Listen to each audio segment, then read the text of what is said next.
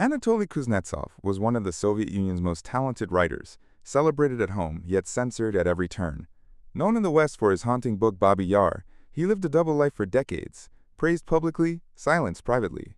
In 1969, during an officially approved trip to England, Kuznetsov made a decision that would cost him his homeland, endanger his family, and expose the inner workings of a system built on fear. This is the story of how a Soviet novelist escaped communism and what he revealed about life inside it. Life inside communism. Kuznetsov describes Soviet life as existing inside a permanent theater where everyone spoke one language in public and another in private. Words were rehearsed, opinions were borrowed, and truth was dangerous. Informing was universal. Trust was impossible. A son could report a father. A wife could report a husband. Friendship itself became a liability. Writers lived under constant surveillance. Manuscripts were rewritten by censors. Entire books were mutilated before publication. Even success was dangerous. State prizes carried suspicion, not honor. Kuznetsov explained that survival required cynicism, saying what the state demanded while thinking something else entirely. For many, this double life slowly destroyed the human spirit. The horrors he witnessed. Kuznetsov believed communism failed, not by accident, but by design.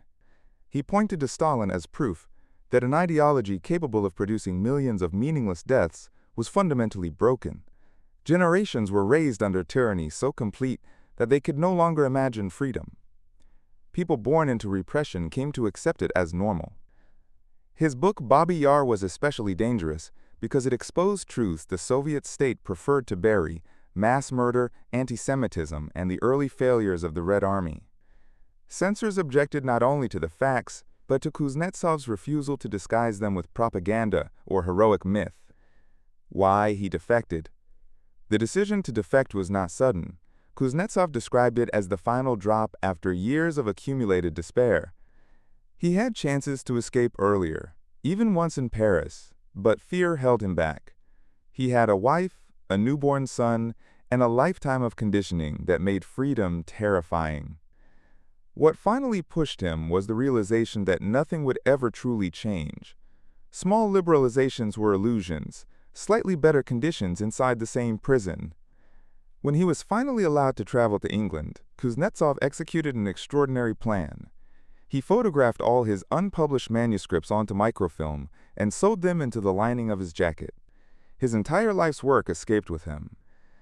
After escape, once free, Kuznetsov rejected his own name, saying it belonged to the man who had been forced to write lies. He lived in hiding, afraid of Soviet retaliation, speaking openly for the first time in his life during an interview with Morley Safer. He admitted guilt over false reports he had been forced to write, over the family he left behind, and over surviving when others could not. Yet he believed that telling the truth was the only way to reclaim his humanity. He did not want to be a political symbol. He wanted, finally, to be a real writer. Closing reflection. Kuznetsov's story is not just about communism. It is about what happens when fear replaces trust, when ideology replaces conscience, and when survival requires silence. His escape was not only physical, it was moral. And the question he leaves behind is unsettling. How many people are still living double lives, waiting for a moment when truth finally becomes safer than silence?